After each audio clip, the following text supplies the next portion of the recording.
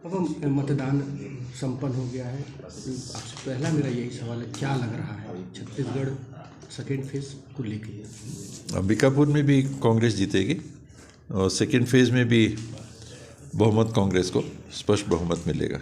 कुछ और विधानसभा की बात करें, सीतापुर विधानसभा क्या लग रहा है? और ये जीतेगी, कांग्रेस जीतेगी। और ये जो आसपास के बलरामपुर जो सीट है, लोकसभा सरगुजा की 8 सीट में कांग्रेस को जीतने के बहुत अच्छे चांस हैं।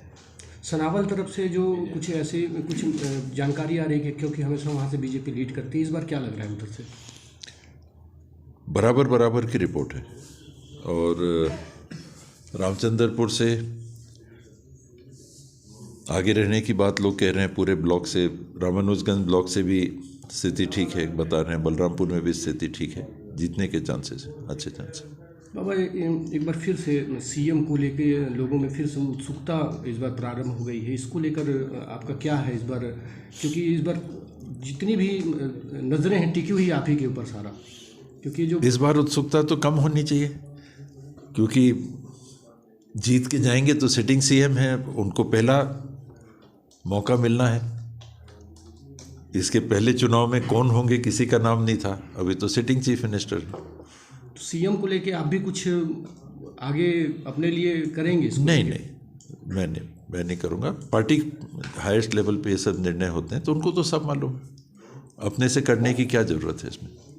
बाबा, ये बात आ रही थी कि ये आपका आखिरी चुनाव है, तो हाँ, लगता है कि सीएम बनने का मौका खो देंगे आप? अभी तो 5 साल है, क्यों खोऊंगा?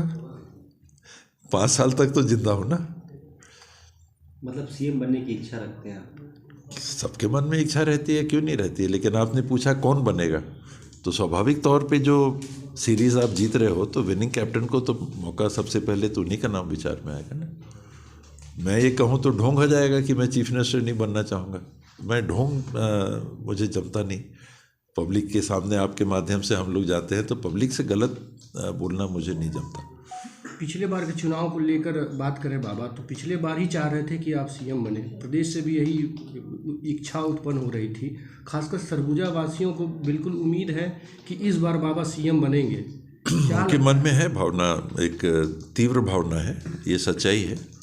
और छत्तीसगढ़ के अन्य क्षेत्रों में भी कई लोगों के मन में है कि मौका मिलता है, ये भी बात सही है। पिछले चुनाव में लोगों में चर्चा थी, मेरे मन में कोई ऐसी बात नहीं थी, क्योंकि वो मात्र संभावना की अटकलें थी।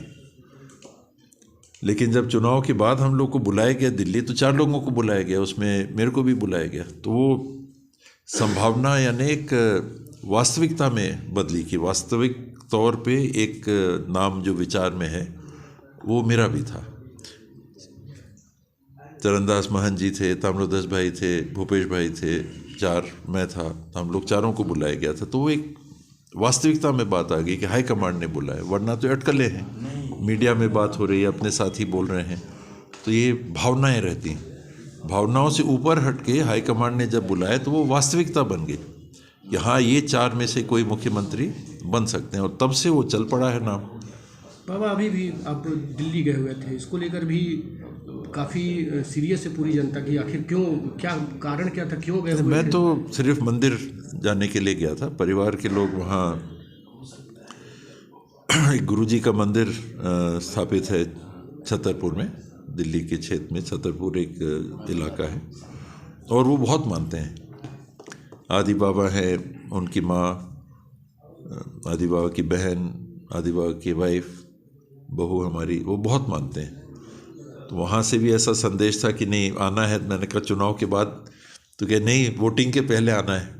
तो अब घर वालों की जब बात ऐसी आ जाती है, वो बहुत तीव्र समर्पित भाव से जुड़े हुए हैं, तो मैं नकार नहीं सकता था, तो इसीलिए रात को गया, सुबह आ गया। बाबा, कुछ आला कमान की तरफ से कुछ हलचल आपको लेकर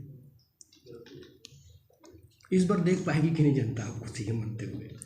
ये संभावनाओं के क्षेत्र में है। अभी आपको क्या लगता है? संभावनाएं के क्षेत्र में है। जनता की भावनाएं जुड़ी हुई है आपसे, और इस बार भी ये अपेक्षा। भावनाएं जब रहती हैं तो आप निश्चित मानिए कि 100 में 100% ये हाईकमांड तक बात जाती है, फिर उनको निर्णय करना।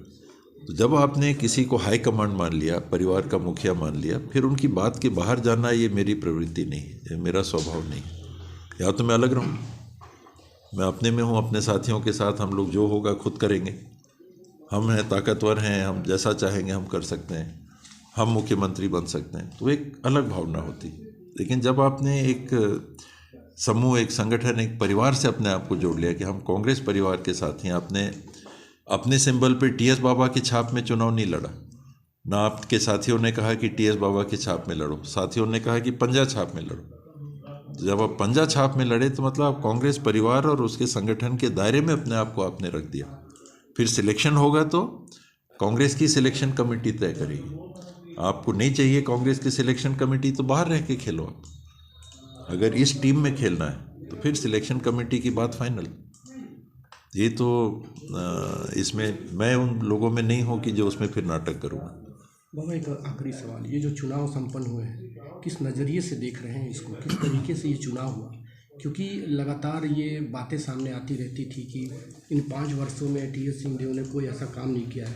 हालांकि 3,500 करोड़ का काम अंबिकापुर शहर में हुआ है, या तो ये लोगों को दिख नहीं पाया या कांग्रेस की जो पार्टी वो बता नहीं पाई लोगों को। गिनाया तो और जा सकता है, लेकिन बात ये रहती है कि जो लोग कहते हैं कि कांग्रेस ने 60 साल आज़ादी में कुछ नहीं किया, कौवा कान ले गया, तो वो अक्सर पब्लिक वो देखने लगती है, कौवा को देखने लगती है, कान को नहीं देखती।